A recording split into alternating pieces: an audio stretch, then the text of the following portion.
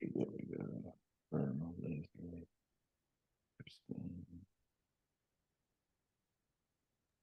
morning. Good morning, everyone. Good morning. Morning.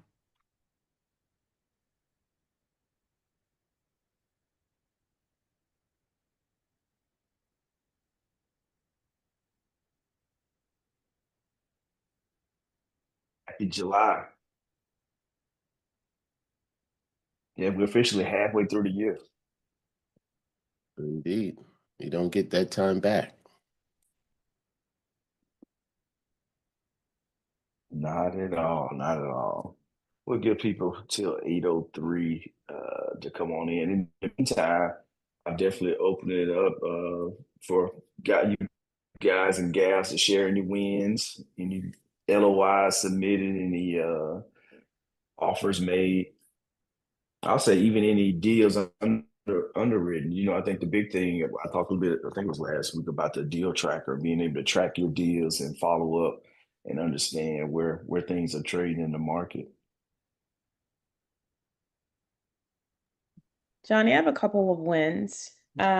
So the first one is I did land a contracting role to support veterans. So I'm pretty excited about that. So doing work for Congrats. one of the largest, actually, it's the largest nonprofit organization in the world. And so initially it's a 18-month contract, and it's specifically continuing to support veterans. So I'm pretty stoked about that.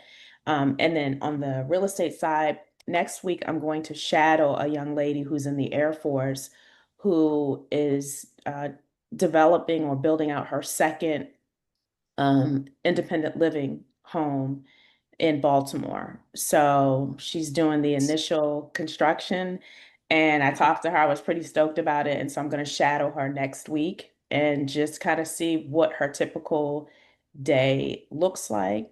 And she's going to kind of talk to me how she got started and all that good stuff. And because Baltimore is where I'm from, I just think that that'll just be a good opportunity for networking. And the way that I met her was at last week's meetup that I talked to you about. So Okay. relationships, like you always say, is so key. So I'm pretty stoked about that. And then my husband and I are really putting the plans together to sell our home and kind of make the transition to another state. So we'll talk. We're probably going to talk to you more one-on-one with that, so that when we do sell it, Okay. we can be really strategic about, you know, how we reinvest, if that makes sense. So Yep. No, it makes perfect sense. yeah, No, that's great. No, congratulations on the new contract. thank you very much. Appreciate it. Yeah, that and yeah, you definitely got to get me connected with the Air Force with her as For well. That's gonna be a sure. great opportunity Yep, to see definitely. that I'll aspect send of you her I'll make an introduction. I'll send a text to both of you all because I already talked to her about you. So yeah, no problem. that is great. Congratulations on all those wins and blessings. Thank you very much. Awesome. Anyone else?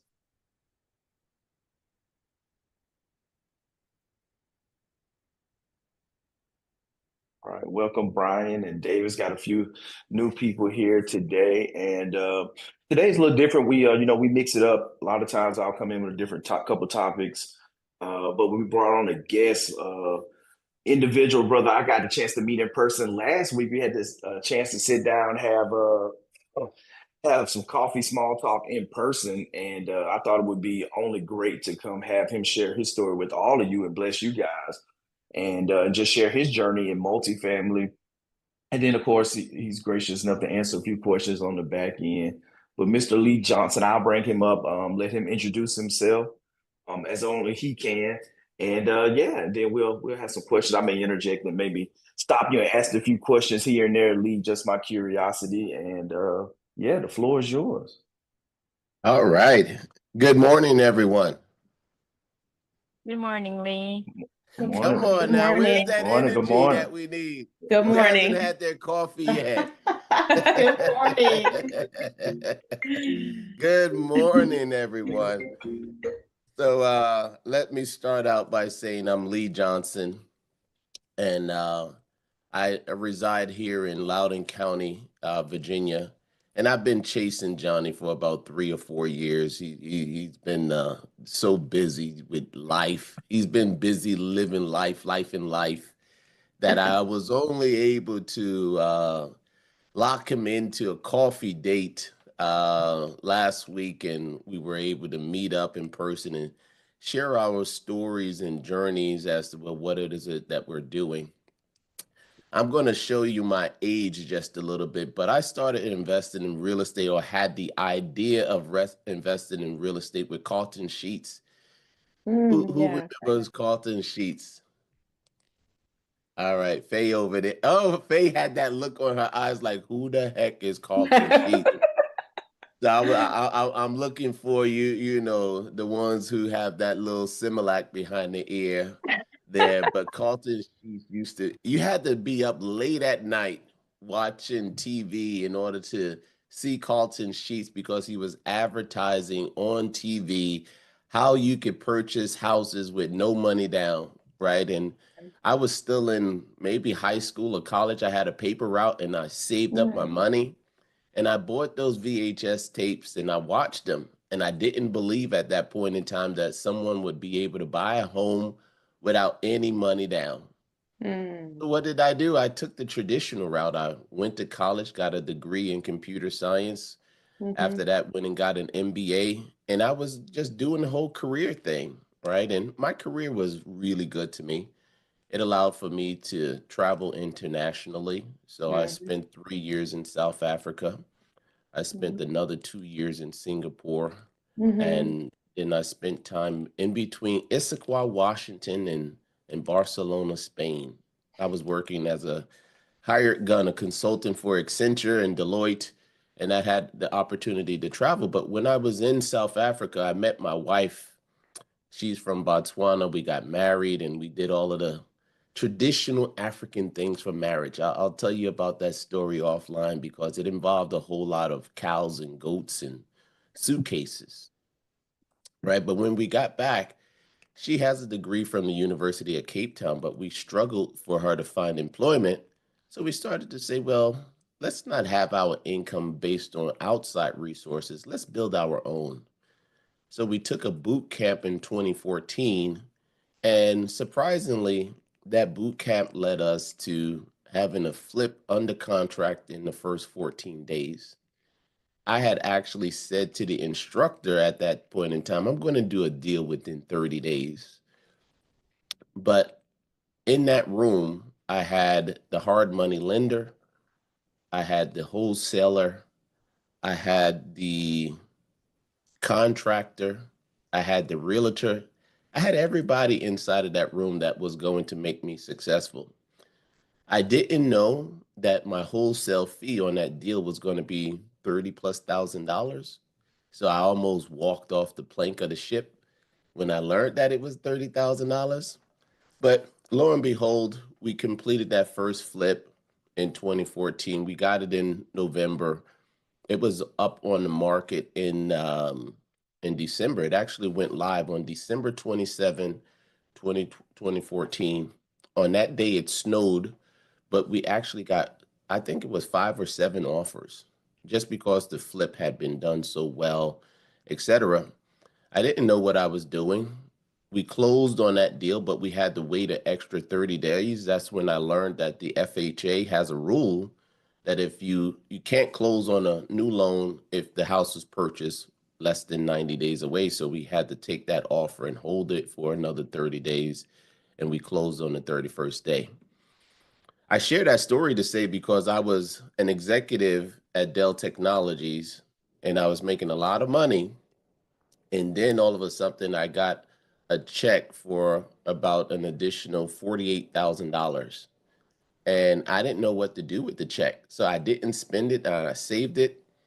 And then the tax man came, and the tax man took a lot of it, right? Because if you're in the 6-figure income and you get additional income, the only thing that's there for them to do is tax it. So we were all excited, full of joy, and said to ourselves, let's do more of these. So that year, or in between the next 2 years, we did another 6 or 7 flips, and we had additional money problems. And I said, this could be fine making, an additional $200,000, $300,000 a year, but the taxes are crazy. I actually thought that they were going to tax me at capital gains tax. No, they didn't tax me at capital gains. They actually taxed me at my ordinary income. So at that point in time, I was in the 28, 30% bracket. So it was very painful. That was around 2016, 2017. And then I met my mentor in the multifamily space. Her name is Holly Williams. You guys may have heard of her, may not have heard of her, but she's a good Texan with a New York accent, well, a New York mouth, right? She's a very sweet lady, but she can talk to the best of them. And she introduced me to something called multifamily syndication. And I don't know if you guys know this, but if you haven't already read the book, it's a whole new business, a whole different business by Gene Throwbridge. That book actually tells you everything that you need in order to raise capital, do a syndication. And when I learned about the fact that you could do syndications, I said, this is it. This is exactly what I needed to do. So at that point in time, we took our 401k, we turned it into a self-directed IRA. We took that self-directed IRA and we invested in deals, deal after deal after deal after deal. And that was around 2016, 2017. Guess what? You didn't even have to know what you were doing to make money in multifamily in 2016, 2017. All you had to do was have a pulse. And for the most part, you can go into a deal, you could exit a deal, and everything was wonderful. Then we go from probably 2018 to 2022, where things were going just as well. And, I had liquidated my 401k, put it into a self-directed IRA, and I went all in on multifamily. And we ran into syndication. Well, we ran into COVID. You guys remember COVID? And I actually thought that COVID was going to be a problem, but COVID actually turned out to be a very good thing for multifamily. Why? Because the government stepped in and filled in for everyone's ability to pay their rent. So we had properties that were at 98, 99% occupancy, which is very good. And we had like 99, 100% collections, which was even better. And at that point in time, a lot of syndicators decided that they would exit, and all of a sudden you would get back a windfall of money. And you were good to go. You were really good to go. I did my first 1031 exchange at that point in time. And then I moved over, probably in 2021, I moved over to the GP side. So at that point in time, I had invested in 20 syndications. And then I moved into my first GP seat. But really, it was a GP seat, but I didn't have control of the deal, right? So the next 5 deals, I was just still a GP without control of the deal. And then probably I would say in 2023, we did a deal in Baltimore, Maryland, where we purchased a 30-unit apartment building, and I was more in control of how the deal worked. I performed some asset management, etc. All right. So that takes me all the way to where I am today. I still am a GP on probably over just under 950 units, where I perform the role of asset management, right, at a part of the GP team. And for the future, I'm looking to do more syndications, but I've narrowed my niche down to between Baltimore, Maryland, and Raleigh, Durham, North Carolina. I want to be on the 95 corridor, and at that point in time, just building relationships with commercial brokers so that I can be on that first list, that first email blast of deals that they're sending out, so that way I could underwrite them And, Johnny mentioned it on the beginning of the call, sending out LOIs, right? That's the name of the game. It is a numbers game, right? And you have to get better with submitting your LOIs. But my wife is the person who does our underwriting for the most part. But the last part I'll share with you guys today is that I met a gentleman. His name is Omni Casey, and he wrote a book called The Cash Flow Breakfast Club. And the reason why I'm sharing this story is because I had a totally different perspective of the world, and the fact that I was going to make the majority of my active income from doing syndications, collecting my acquisition fee, uh, during the whole collecting my asset management fee, and that was going to be good. However, we haven't really done a deal since 2023. So the income actually dried up, but also in certain instances, some of the properties, because some of the properties are in Texas, we have cash flow issues just because there's been hurricanes. And whenever you're dealing with hurricanes, that means you're dealing with insurance companies. Whenever you're dealing with insurance companies, you're dealing with them having to come out, do inspections, and eventually get you the money that you need. But between that time, you had lost income from units being down. You have tenants who have been displaced, etc. But I was sharing the story because Om and I wrote a book called The Cash Flow Breakfast Club. And if you guys follow Bigger Pockets, you probably have seen him. And Om and I has a chapter here in Loudoun County where his principle is getting to financial freedom, but it's getting to financial freedom using layers. For instance, if you have a $2,000 a month expense, yeah, I know you got to live very humbly to have $2,000 a month in expenses, especially here in Northern Virginia. However, you build up enough doors to cover your expenses, whether that's going to be 10 doors that you need to own or 40 doors. You build up doors every single year, and eventually you'll get to that point where that income from those units that you own actually cover your expenses. And at that point in time, that's the definition of financial freedom for me, right? It was a totally different approach than what I had. And now I've become the chapter leader with him, where we train people on how to go about that concept. We never go online. We're a strictly in-person group because we want people to form relationships. We actually hold people from 5:45 p.m. all the way through to 9 o'clock. And as I was telling Johnny before, many of you had joined, is that people usually don't get out of there to 10 o'clock. The networking is so strong. And the last thing I'll share before we open it up for questions is one of the things that I believe that was a misnomer when I started this was that we had to do it by ourselves. When I was a fix and flipper, I was saying, oh, I have to do this by myself. The transition for me came when I learned that when you do multifamily, you never do it by yourself. You always do deals with others. But if you were to take that and go into the STR space, the MTR space, or the LTR space, you could actually still do that in team if you have a deal finder, right? You have somebody who brings the capital, and then you have another person who's responsible for the the business plan execution, whether that's going to be a renovation and disposition, etc. But what I've learned is that, hey, if you have $6,000 a month in expenses, all you need is about 30 to 40 units, right? And you'll be able to cover your expenses.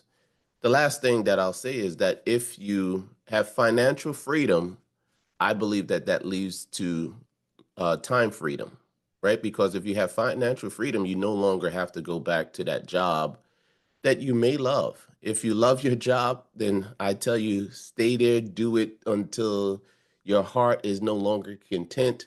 But I would say the majority of the people who I speak to, that income is just to cover those expenses. right? They would leave tomorrow if they had the opportunity. But if you dream bigger than that, if you have financial freedom, which has led to you having time freedom, you now have 40 hours back into your calendar. That opens location freedom, right? Because at this point in time, those units that you have are going to be dropping uh, income into your account.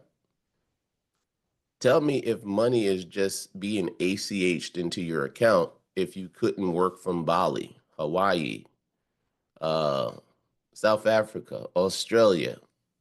You now have location freedom because you could be anywhere in the world, living the best life that you want on purpose, right? With design.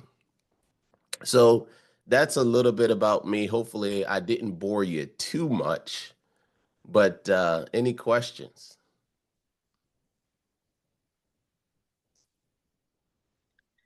I have a No, question. go Sorry. ahead.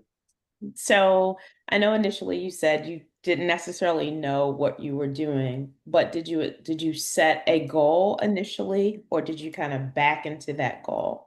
And if so, kind of what was your thought process during that initial starting years? During the initial starting years, and Leslie, great. That was a great question. I didn't have a specific goal, right? At that point in time, I might have been making like $250,000 a year. And my goal was if I could do, say, one flip a quarter, right, and I would average 40 or $50,000, then that would be enough to replace my income. But that means that I would have had to be looking or working with wholesalers, and through the wholesalers, right? If I didn't work with the wholesalers, that meant that I needed to do my own advertising. And it's a totally different animal when you're doing your own advertising for, risk distressed assets, right? But also having to manage several crews. And I saw others who were doing that role, and it wasn't really a lifestyle that I wanted to have, driving to properties, making sure that the crews are doing what they were doing.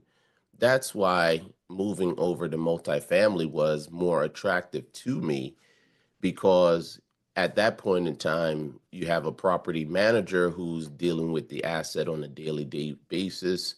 They're dealing with tenants and maintenance and uh, leases, etc.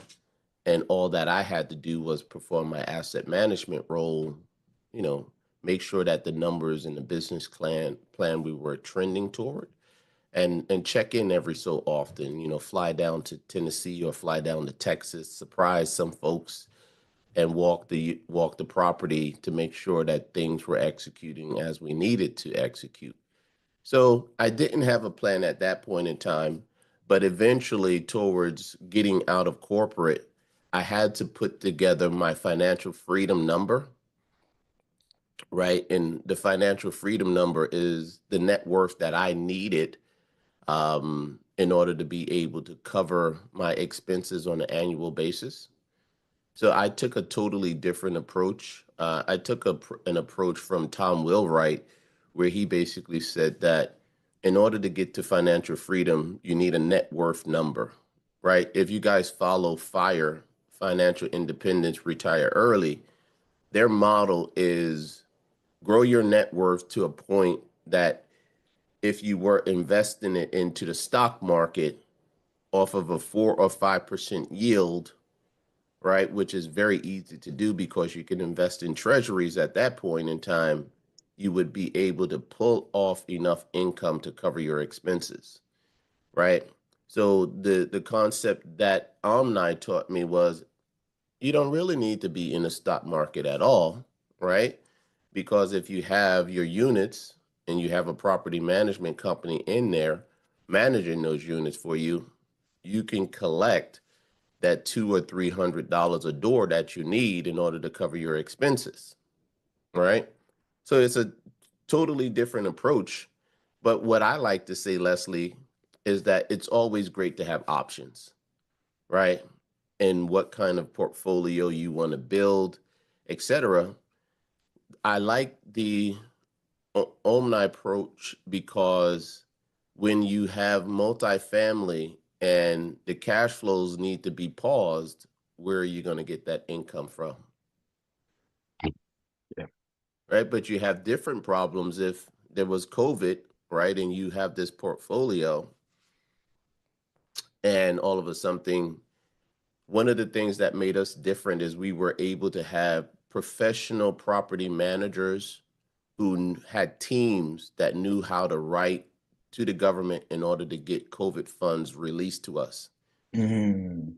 If you were a mom and pop, you were having to do all of that all on your own without any guidance. We had professional nationwide property management companies that were able to do all of the paperwork so that we could get our PPP and our COVID funds so that our tenants would have their rents paid for them. So there's a hit and miss, right? In everything. Like if you were using metrics, you would say there wasn't a pandemic before COVID. The last one was 1918, right? So if you had to plan for that, the next pandemic is probably not coming to 2100 and something. So if you were planning that way, you would be able to say, well, that's probably not going to happen. So I can go with the number of door portfolio, right? But also, I learned about co-living, and co-living is a totally different animal. But with co-living, you could actually, let's say with co-living, this is a topic that we did last month. With co-living, you can buy a house. Let's just say it's $1 million house. It has 7 beds, 8 baths. What happens if you rent out each room? And on that $1 million house, let's just say if you rented out the $1 million house, you were able to get $10,000 a month because the 1% rule starts to break as you get over $500,000, right? Now you have the 1% rule. That $1 million property should bring you in $10,000 a month. But what happens if you were to go with a co-living situation and you were to rent out each of those rooms for $1,500? Not only that, but it's a 7 bedroom, 8 bath. You were able to turn the dining room into another bedroom. You were able to turn the garage into another bedroom. In the basement, you were able to put another 2 bedrooms, right? Now you have 10 to 12 units that you're renting out for $1,500 a month, and you're bringing in a net of an additional $5,000 to $10,000 a month than if you had rented that property out to a single individual.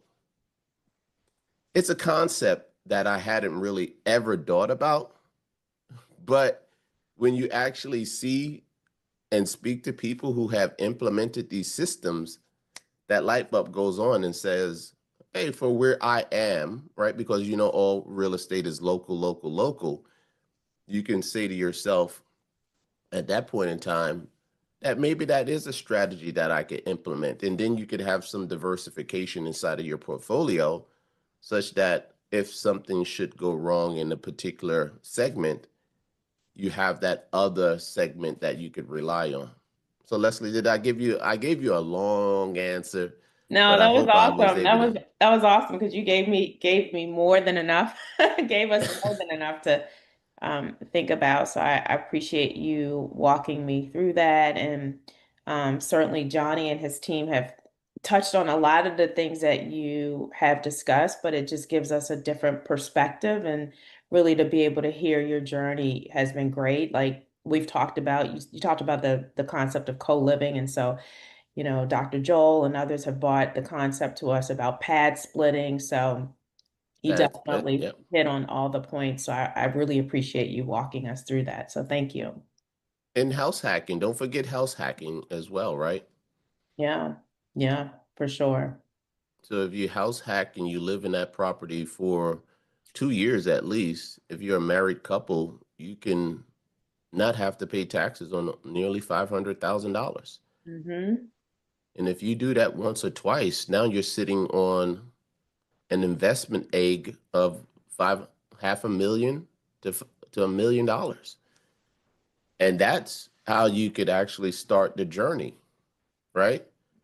It doesn't really matter how you get to the finish line as long as you get to the finish line. So I think one of the things that I would close off your question with is have a plan, right? Know what that finish line is going to be, and then you're executing to get to that finish line. And I like to say, whenever you get into the car and you're going to a destination that you don't know, most of us, we plug up Google Maps or Waze or whatever it is. And one of the things that I like about Google Maps or Waze is the fact that if there's traffic on the way, it will give you an alternative direction to get there. It might take you a couple of extra minutes or an hour or two, but I think the most important takeaway is that you get to your destination, even if it takes you an hour or two. Because when you're living life, things happen, right? Family happen, taxes change, just so many things happen in life. But it's not how you fall down, it's how you get back up that really matters. Thank you very much. You're welcome, Leslie. Good to meet you as well. Likewise, thank you. Hey, I think Davis is next. yeah, hey, nice to meet everyone. I'm Davis. I just wanted to real quick. You mentioned Omni Casey. I just wanted to vouch for him and his club because I happen to be a co-host at the Fairfax chapter, and that's a pretty recent thing. But yeah, I mean, I found him on Bigger Pockets podcast, and great interview. I think it was like 2 years ago. And by the end of the conversation, he's talking about, where he's from, and he said Loudoun County. I was like, wait a second, that's like right in my backyard. And he talked about his meetup. And so I started going to that. And you're absolutely right. Like his focus on networking is what sets that group apart from any other meetup that I've been to. Usually you'll have like networking sessions right after the content, and it's very educational, which is great, but he forces people to get uncomfortable, and he'll have breakout sessions throughout the entire meetup at every single meetup. So for anyone on the call who hasn't had a chance to go to one of the cash flow breakfast clubs, I highly encourage you to go out there. It could be the Loudoun one, Fairfax, whichever one. Go out there and meet some people because I think, obviously biased opinion, but before I was a co-host, that's the reason why I decided to become a co-host because of the networking aspect. And it's just like so valuable to me and everybody that's been involved that I've talked to. So I just want to vouch for that real quick. No, and Davis, the gentleman and his wife who co-host the Fairfax location with you, they attended our June meeting, and they're house hacking right now as well. Right? What's their name? Are you talking about DK? DK. Yeah. So yeah, They were there. they're doing like a hybrid. So this particular couple, again, co-host at Fairfax, but they're doing rent by the room, furnished, midterm. So it's like, a three-headed beast of a strategy, and it's a house hack. So so they're doing very good on that one single property, their primary residence. So yeah, he's a good friend of mine. Yeah, and the thing is, I'm gonna tell Amna. You said that he forces you. I think we threaten you that if you don't get 5 new contacts on your first round, we're gonna kick you out. We never kick anyone out, but the threat makes people really get excited about going and networking. And Yeah. I think the first session is we probably do 10 minutes, 10 to 15 minutes of intentional networking. But what we notice is that during the second round of networking is when people are really comfortable with the situation and they leave the room with at least 10 to 20 new people who they've introduced themselves to.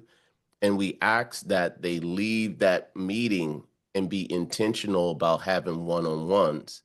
And that's so that you could actually build out that network right? You might need money for a deal, but you don't have money for a deal, right? That person might be able to cover the gap between your hard money first position and whatever it is that you need to close, right? Because if you're doing the flip, most likely you're going to put the renovation budget into the deal. So meet that person, do that networking, find that person who can JV with you, and then you go from there. Thanks, Davis. Yeah, thank you. Brian, Good morning. good morning. I appreciate you sharing your story. I'm a little jealous that you've had the opportunity to travel and live around the world the way you have.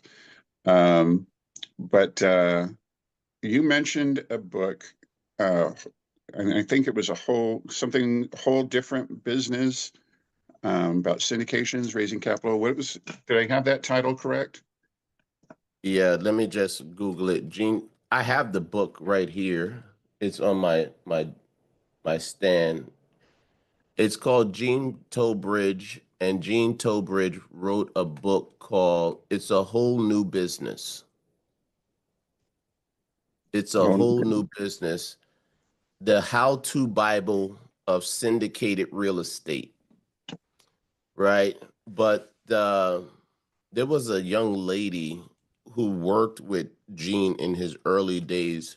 Her name is Kim Lisa Taylor, and you might have heard of Kim Lisa Taylor.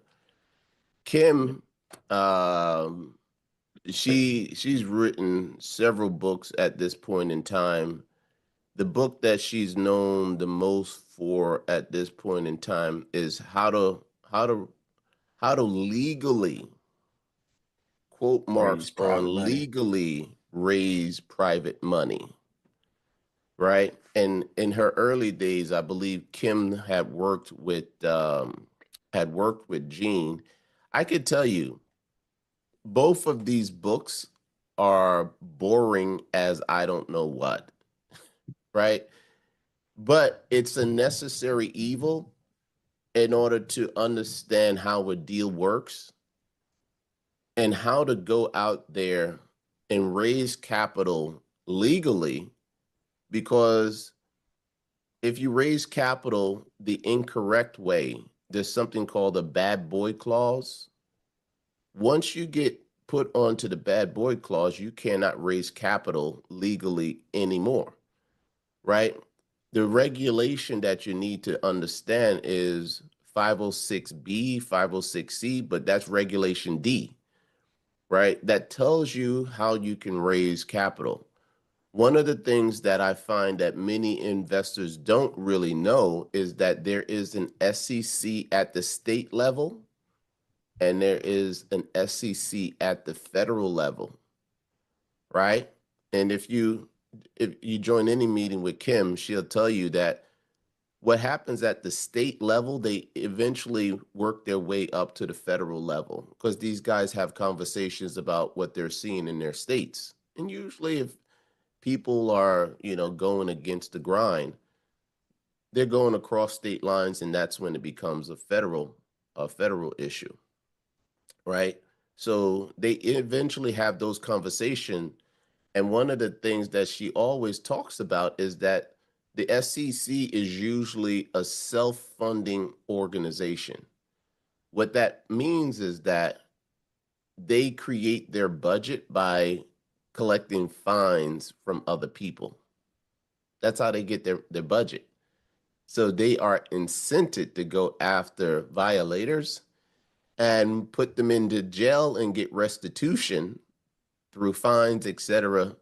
So you definitely don't want to be on the wrong side of that gambit.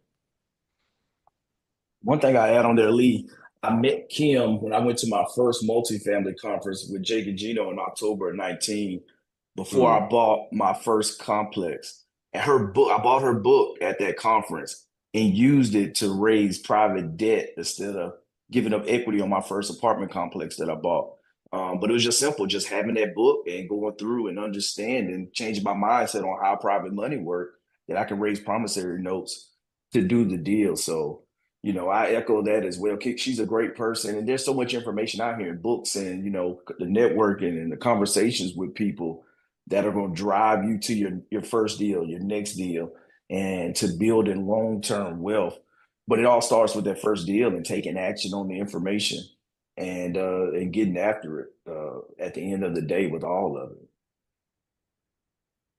Well, let me give one last one. Is my little spiel to this entire thing is when I came out of my real estate boot camp class, the one thing that I wanted to do was I wanted to find another deal, right? I was just, overzealous about finding that next deal. In hindsight, what I would have done is I would have structured and created a real estate business, right? Because there's a couple of different things that you need to understand if you're going to exit your 9 to 5, right?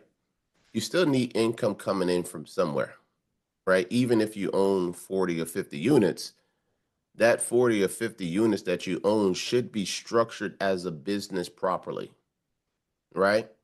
So I am not a tax advocate and I don't advocate for any of them.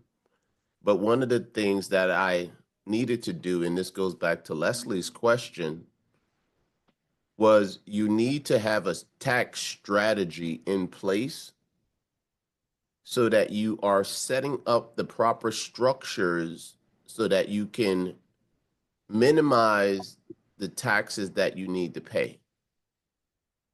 Right? I'm going to give you another one. Tom Wheelwright wrote a book called Tax-Free Wealth. And I read that book and I learned that the tax code is about 6,000 pages in total. There are 200 pages in the tax code out of that 6,000 that the government uses to tell you how they are going to tax you. Those are the tax tables, etc. The other 5,800 pages are incentives that the government gives you to do the things that they want you to do. And there are primarily two things that the government wants you to do as an entrepreneur. The first thing that they want you to do is to create jobs. So if you're creating the jobs, the government will incentivize you to create jobs. The next thing that you always hear about is that creating housing. We have a glut of houses that need to be created. I think the number probably stands at about 4 or 5 million homes need to be built today to house all of Americans. And it's the reason why house hacking is such a great opportunity. But what I would tell you at a minimum, never do business in your own name. You definitely should have an entity, most likely going to be an LLC, whether it's taxed as a S Corp or a C Corp, that's going to be up to you, right? But the last bit of it, and this is where I harp on, is that entity that you set up, eventually one day you're going to want to sell it to someone else, right? And that entity should have its own corporate credit profile, right? So you create the entity, you go and get your EIN number. The next thing you typically do is you go to the bank and you use that EIN number operating agreement and you create a business banking account. What most people do is what I did. I did this for several years. I didn't know.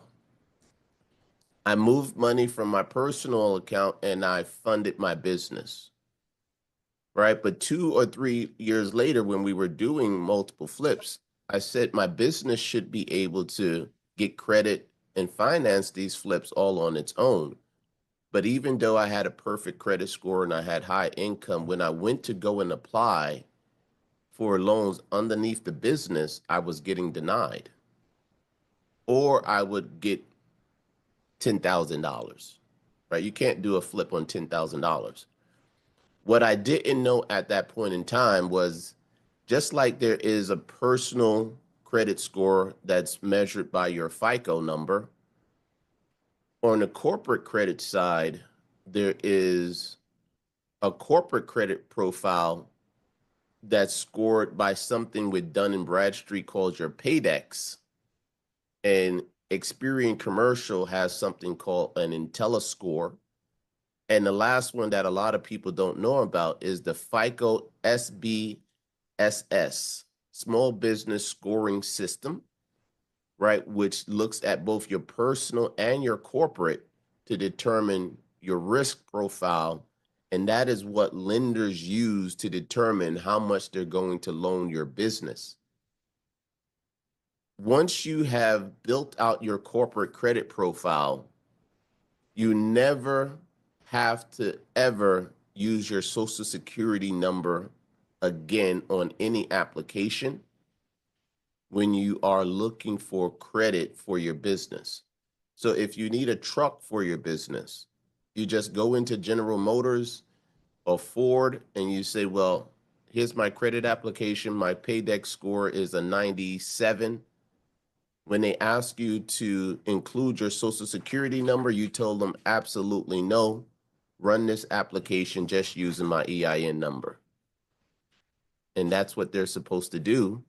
And at the end of the day, that's what you want. You want a business that, let's just say you want to retire. That business should sell at a multiple of EBITDA, right? It should sell at a multiple of at least 2x EBITDA just because you've structured it properly. And any business that has access to lines of credit and loans is going to be a business that you could eventually sell for multiple because it has everything that you need. Yep. So No, much good stuff there. yeah, no, that's awesome. And I think the business credit aspect is one that everyone should look into once they make that commitment and set their LLC up and and start doing deals to look at how to properly grow their business and the business credit to go along with it. Where eventually you can liquidate, you can sell the business, hand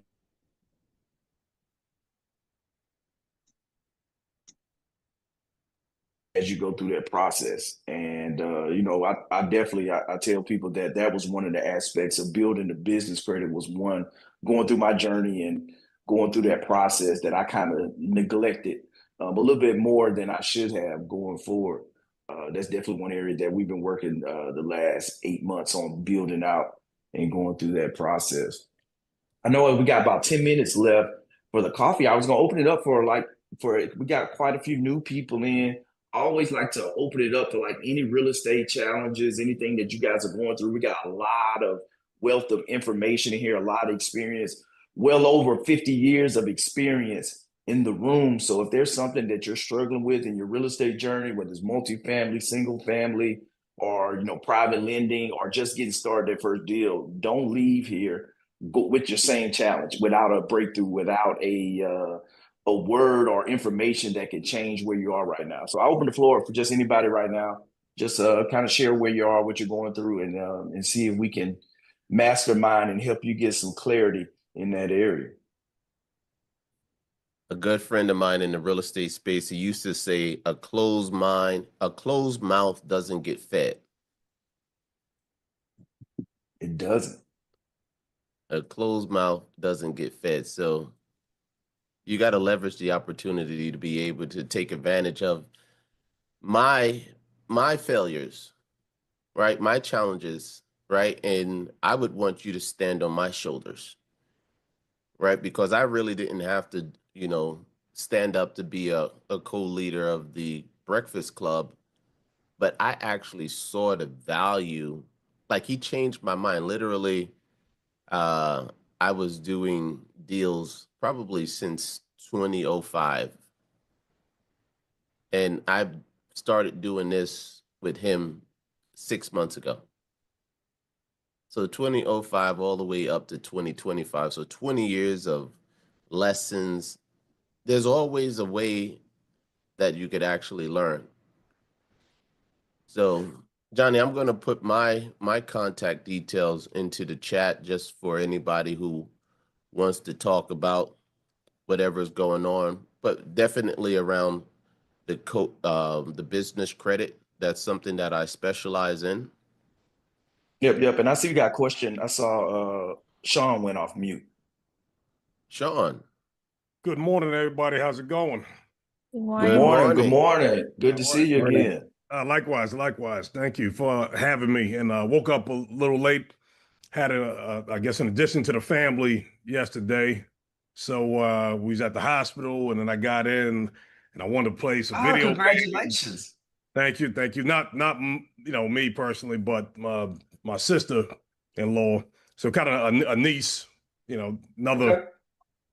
lady in the family. But you know, stayed up late last night after spending a little personal time for myself playing video games, and don't judge me.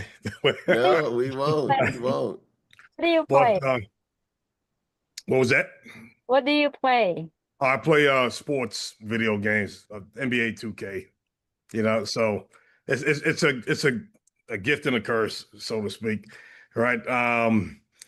But again, very grateful to be here. This is my first session. Mr. Lyman, thank you for inviting me. And Mr. Lee, thank you for sharing your insights. And for everybody who has offered their perspectives and insights, I'm very grateful. I wanted to share my ideas as far as the roadmap. And Johnny, we talked in the meeting that we had. I've never purchased real estate. I'm a retired captain, United States Army. One of the things that appealed to me about Mr. Lyman's pitch when I saw it online is that he spoke of high net earners, right? That may have not capitalized off of that income, right? And put it to work for us, right? Specifically military vets, again, retired United States Army captain, working in the cybersecurity field since probably 2017. So I made a lot of money out here in the DMV. But when I look back, I go, man, as Mr. Lee stated, how much money have I given away to Uncle Sam in taxes? Right? At least Yes. at least a quarter of No that. more. It's 34% easily. You got federal, you got state, and then you got everything that you buy, property tax, etc. Usually Uncle Sam is in your pocket for at least 34%. And once you max out your 401k, you max out your HSA, you're really left with not much else that you could go into to shelter that money from Uncle Sam. That's why when you read the book, The Cash Flow Quadrant, the E and the I are in opposite directions. So when you are in the E quadrant, Uncle Sam gets to take access to your capital before you can give it to him, before you get your cut. The same thing happens with a small business owner or a business owner, but when you're an investor, the reason why the I quadrant works so well is because it's taxed usually at capital gains. And capital gains is at 15%. So if you look at the tax table, you have to make like less than 40,000 to be in the 10 to 12% tax bracket. So capital gains is where you want to get to, and holding assets for greater than 12 months is what gets you there, right? Then you put on top of that the depreciation that you can take from owning the asset, right? You can go with the 27-year schedule, or you can go aggressively with like a cost segregation on top of that.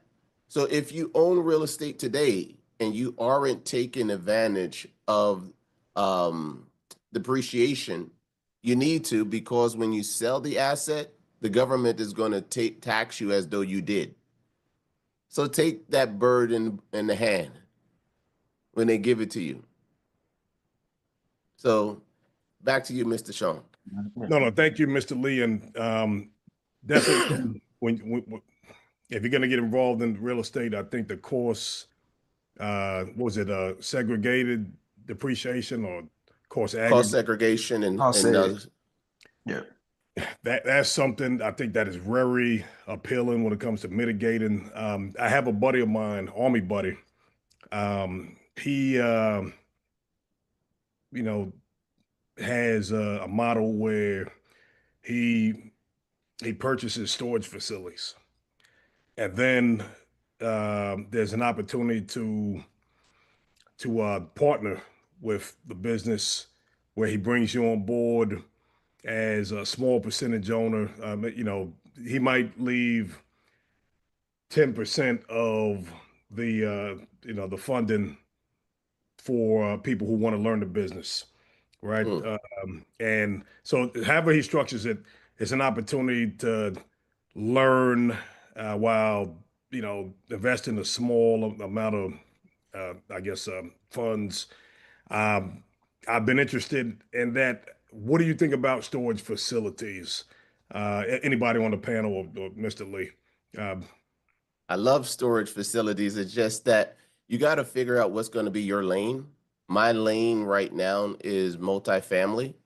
The next lane that I'm probably going to look at is medical office. Why? Because you cannot be a dentist and work from home. You cannot be a physical therapist and work from home. I think I told you this, Johnny, right? Yeah. And a lot of work from home is there right now. So multifamily, definitely, we have a housing shortage, right? We need 4 million houses.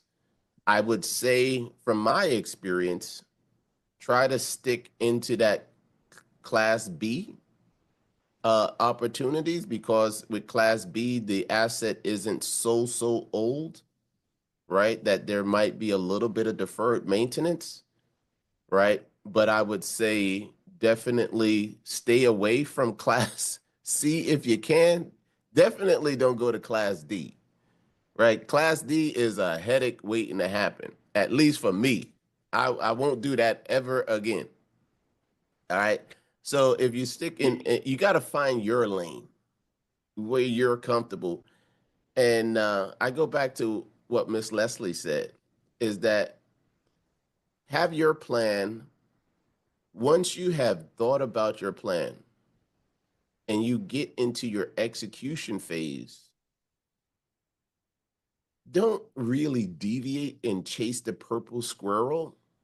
Continue to execute your plan, because I believe there's a quote that says, someone asked Einstein if he had 60 minutes to solve a problem, how would he spend that time? And Einstein replied, I would spend 55 minutes planning, 5 minutes executing. And this is the guy, the smartest guy in the world since time. So if you have spent the time that you need to developing your plan, right, and you believe in your plan, there shouldn't be much that forces you to deviate from your plan. So if it's going to be storage units, and you can learn everything that you need to learn about storage units, I say go and execute that plan. If it's going to be mobile home parks, and you can learn everything that you need to know about mobile home parks, go and execute that plan. If it's going to be medical office, or if it's going to be co-living, learn everything that you can about that, put together your plan, and then start to execute by taking action. Yeah. Thank you, And Mr. I would Lee. say, Sean, taking it back to the Army, that, you look at the core of building out the different courses of actions and all the layers of planning that goes into issuing orders, that is no different with this. It's like now you have to plan and find the right strategy that aligns with the resources that you have, whether it's money or whether it's the time that you want to commit to it. Now it's a matter of making sure that you find the right real estate investing strategy that lines up with what you want to execute. Because I've seen it too many times and heard stories from clients where they started down something where they were wholesaling and they burnt out 90 days later just because they were working 14-hour days. They had family commitments, things like this. They didn't have time to go out marketing. They didn't have time to go out doing a lot of networking. And so, I think it really for you is phone in on what it is that you want to do, or you can say it like this, what do you want to be when you grow up as a real estate investor, what type of investor that you want to be, and and commit to it and go through it and get that clarity. Because there's a lot of different things, reading these books, seeing different strategies, what's worked for different people. You can take bits and pieces of what people have done and do a little bit hybrid approach with things and find your own lane. And that's where, the riches are in the niches. Being able to have that laser focus is where you build success in all of this. Because, having being in two different lanes, three different lanes, it prevents you from being able to become an expert in one specific area. And that's where you're going to find that breakthrough and that long-term success. I appreciate the insights, Mr. Lyman, Mr. Lee. Last thing, and then I'll give up the stage, I guess. So the storage facility, that was something in my mind. Never really capitalized off of that endeavor or that direction. But my plan now, multifamily, I want to purchase 2 properties maybe by next summer, and do that every year for about 5 years. So at the end of 5 years, I have 10 properties. I want to leverage my VA loan, home loan ability. I understand that you have to,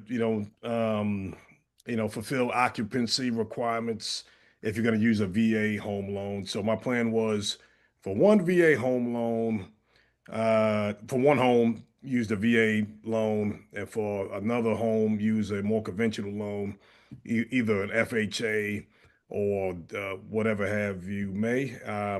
But then I have 2 homes per year. I'd live in the VA home loan for 1 year, and then again the following year, purchase another VA home loan, multifamily, and rent all of the units out from the first purchase. Whereas 75% were only able to be rented out initially because of the occupancy requirement, and just do that for 5 years, and then start scaling aggressively after that. And I got the whole plan worked out with Chat GPT. So by year 14, I own 1,300 units, something along those lines, which involves a lot of networking and leveraging. And I heard it stated that you can't do or should not do at least the funding piece, and of course by yourself. And of course, if you're gonna scale, you need help. I just wanted to get some Yeah. feedback. Is that feasible? Is that too aggressive? Uh, Yeah, it depends. It depends on what your ultimate goal is, because I would, say it depends on how much passive income that you're looking for, because you don't necessarily have to tie it to 1,000 units. I think the thing that you have to look at is like how much passive income do you want generated from your portfolio, because you may be able to accomplish that without doing large syndications. And so it just depends on where you're going. For instance, you take for instance like Jahil, he just bought a 4 unit with his VA loan, $1.15 million property. The 3 units, he's living in one. The other 3 units are the rent, market rent's $2,100. It was built a year ago. So now he has $6,300 a month coming in. And you look at if he pays that off over the next 10 years and he moves out, and now market rent say $2,500 10 years later. Now he has $10,000 of passive income coming in off that asset, and he has enough land to build 6 more townhomes on that property. That now he can allocate and reparcel that land and give those 6 units that land as collateral to get construction to build those 6 other units. So now if he does that again, and then say the next 10 years he pays off those 6 units and they're all rented for 2,500. Now you look at the level of income he's bringing in, almost $25,000 of passive income every month. And so you just got to look at the strategy and see where do you want to be at and focus on paying down the debt on those, or you can take that cash flow and leverage it up and buy more properties. So it just depends on what your number is that you're trying to achieve from an income goal perspective. Or you could rent all those townhouses out by the room and house hack them all. If you're close to like a huge medical facility. So it's different ways. So when I hear a unit count, it's like, okay, what's your passive income number? Because there are different strategies and properties how you can do that and build your business plan to get to that number versus going after a certain amount of units. Because if you have 1,000 units in Los Angeles, is completely different if you have 1,000 units in Alabama. And everything that comes with it in between, and the insurance is completely different, and all that. So I would challenge you to get a little bit more clarity on the number, the passive income goal, or what you're actually going to, that you can tie to that versus maybe chasing a certain unit count number. Yeah, unit counts don't matter if your cash flow is zero. And Johnny, you can probably tell me this, but when you do that VA strategy where you purchase a fourplex, you only have to live in your unit for 2 years, and you can exit that, refinance that out, get a conventional on that, and use the VA loan all over again. I don't know if that's the strategy, but that works. But one of the things that I Yeah, that's didn't an hear from option. Sean And it's is only 1 year. DS. 1 year? 1 year. You could do that for 10 years straight. The last thing is, know what a DSCR loan is, debt service coverage ratio loan, right? Because that's another option that's going to be money or capital in the property based on the income that it can produce. It doesn't deal with you at all.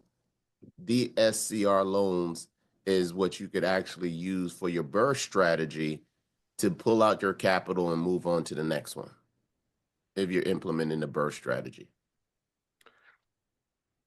Well, thank you, Mr. Lee. And, just one last thing, you mentioned tax strategy. And Johnny, we talked, I'm a licensed life insurance agent. And that's a part of my strategy, leveraging index universal life policies so that you can have access to, some capital, and then invest in real estate, take those profits, pay back the loans from the index universal life. So I have a lot of ideas, and now it's time, right, to Yeah, execute. Absolutely. And I'm grateful to be here. for Thank you. sure. For sure. No, thanks for sharing, Sean. Anybody else? Any other? That's a great one. No, I think that getting that clarity is going to help tremendously with taking the next steps. I have a question. There's Sean has taken it to the next level We're a with little over the time. infinite banking. Go ahead, Go ahead. Faith. Sorry. Oh, I was just gonna ask for Mr. Johnson. 30 years is wow, and thanks a lot for for sharing a lot of these golden nuggets to us. We're grateful to have you on here with us today. And I guess my question for you is, um, what trends or mindsets do you think the next generation of business owners, but real estate investors, need to adapt to become successful? Like the things that you have learned, the mindset that you got in the last 30 years that we should carry on in now to the future. Wow. You can go really deep when it talks about mindset, right? Because I'm of the perspective that nothing can happen if you don't have the correct mindset. You can't get out of bed if you don't have the correct mindset. I'm a big reader, so I think it's Carol Dweck wrote a book called Mindset. It's a very boring read, but it gets to the point that there are basically two mindsets. There's a fixed mindset and there's a growth mindset. A fixed mindset says, with what I was born with, that is all that I have, right? My destiny is preordained. I can't do anything. A growth mindset says, I learn from every single opportunity. No, there are no challenges. Challenges are just opportunities in making, right? So I would say always have a growth mindset that you can learn and your fate is not set in stone from day one, right? Because I say I grew up poor. I didn't have a silver spoon. I got a spoon from McDonald's and that was free, the plastic one. That's what I was born with. And yes, I could have stayed in that mindset and, you know, sold drugs or did other things like that. That was in my community. However, that wasn't a route that I decided to take because I was able to see bigger things in the world. So always have a growth mindset. But I would also say do not have a scarcity mindset, right? Because some of the time we could be saying to ourselves, I'm going to hold off until I reach this point. I'm not going to take a vacation until I reach this point. One of the things that I can promise you is that time is not guaranteed, right? So you never know what's going to happen tomorrow. But one of the things that you have to say is, let me take advantage of the present, right? Let me take advantage of the present. And as a coach, I always say, too often people are regretting something that happened in the past. That's done, that's set in stone. Or too often people are worried about something that's going on in the future. That is yet to happen, right? However, if we can turn our consciousness and our attention to the present, we could enjoy the experiences that we're having, both positive and negative, right? Because it's only what you give your attention that allows for things to seep into your consciousness. We could probably have a whole conversation on that one and go really, really deep, really, really deep. But you and your mind are an iceberg. And as you see with the iceberg, only 10% of it is above the water. 90% of the iceberg is underneath the water. But that's all of the stuff that's going on in your mind. And you have to purposely train yourself, because as a human being, we have times where we have low points in our journey. We can't stay there. We have to develop that muscle that says, when I run into these points, how do I get back on my track?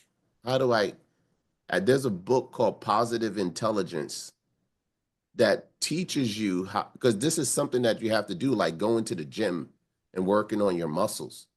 You have to work on your mind so that you spend the majority of your time thinking about positive things, because that small brain that we have, the amygdala, it's trained us from when we were, if you believe, like we were cavemen and women, to fight or flight. That was it. That's all that small brain does. And since it's the smallest brain connected to our nervous system, it's the thing that we go to whenever we're in a situation that we don't like, fight or flight. Yeah. And you will go there immediately unless you train your brain to get back on course and focus on those positive things. I hope that helps. It is a lot of things to unpack right there. But yeah, thanks. Just one last question. I know others have questions too.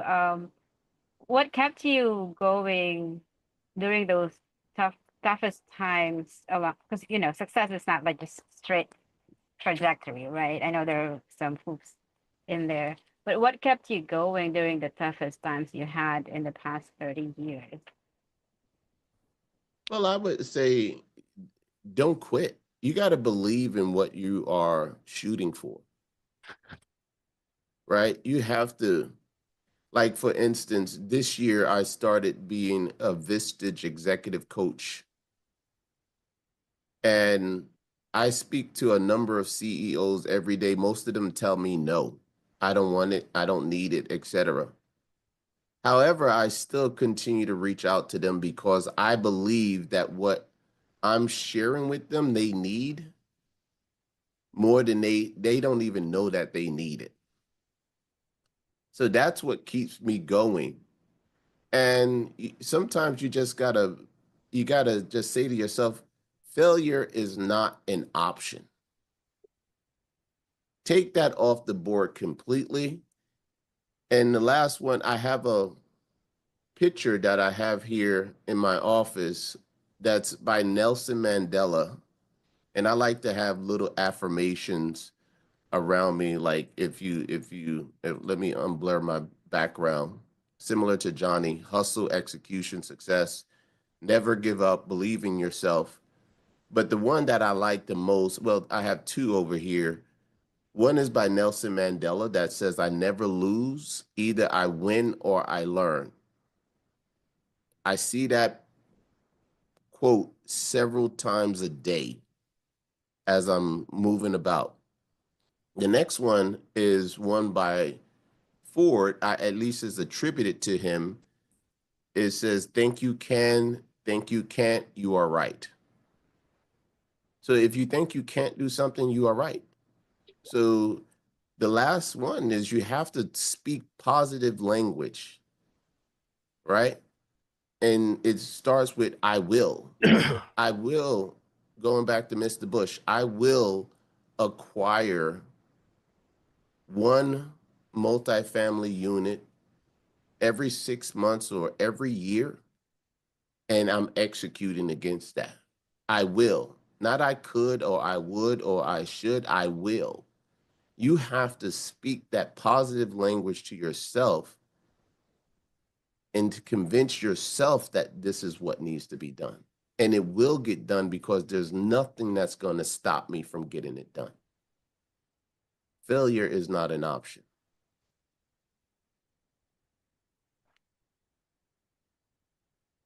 I That's gotta, yeah. Hoorah. Yeah, wow. no, that's awesome. And I think that's the thing. It all starts with the mind. We start a lot of the coaching with mindset, but it's because that's the foundation of all of this and finding success and finding true wealth, which isn't tied to a dollar figure. The wealth of, the solical wealth, in your soul, your health, being able, your relationships, your emotional wealth, all that goes into who you are as an investor and your overall financial freedom, but your overall freedom as an individual. So it's all layered. Any other questions? Anybody else got anything else? We got a little bit more time. It's 9:20, went over a little bit this morning, but great, phenomenal conversation with Mr. Johnson in the room, sharing gems. And this has been great. Anyone If else? I could, I like to do this sometimes because Mr. Joel McLeod, he put fire in there. I wanna just quickly ask him, not trying to put you on the spot, but tell me what those fire symbols mean. Good morning, Mr. Lee, Yeah. and thanks again for all you brought to us this morning. That fire means that what you're saying, it hits home, and it's profound. I especially like, how you're telling us about where you started from and where you're going, and the fact you have a roadmap. And something that Jenna always stresses is the networking piece. But the whole program just needs 4 or 5 stars and fires emojis because it's been so valuable, and we appreciate you pouring into us like you did. Thank you, Mr. McLeod. I appreciate you.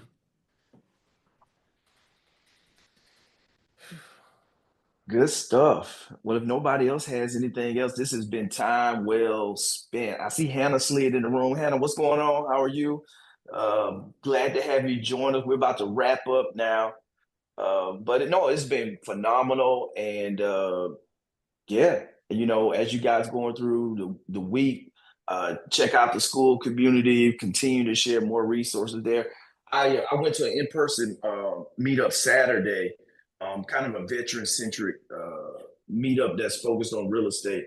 And one of the things I had to break down, I actually got a meeting with him today, got on my calendar, with an individual just frustrated with the going through studying the the academics, the recordings and everything, but didn't know how to truly put a deal together, and kind of walked him through how to put the deal together, how to find his funding, how to break it down, make it simple, because a lot of times, you can become overwhelmed. So that's one of the things that I want to put in, that sometimes just back to the basics with just how to process your first deal. I know I got the 5-day, get your 5-day training that's out there, get your first deal in 90 days, but really how to build your buy box, how to find the zip codes you want to focus, get your strategy, what are the funding resources you can leverage to get your deal funded, and then going from there on what does execution look like in order to get that first deal under contract. So that's something I'm going to be adding in to the community.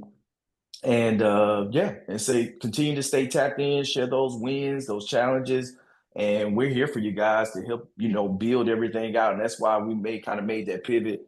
Now that I'm retiring, with the Financial Freedom Network, that it's all things that are going to build this financial freedom. And real estate is a core pillar of that. But there's other pillars with life insurance. We had some people talking about that, as well as being able to make sure you have the right estate planning in place, and all these other pillars that go to make sure that your financial household is built for the long term and for multi generations. With all this is what it's all about. With that, Mr. Johnson, Brother Lee, great man having you out. Looking forward to maybe doing this again and connecting. And we will see everyone next week. Let's go. Hey, Let's make some equity Johnny, happen, y'all. thank you for sharing your platform with me. I'm humbled just to be here amongst so many great minds. It was a pleasure. Thank you for sharing your platform with me. Have a great day, everyone. Most definitely.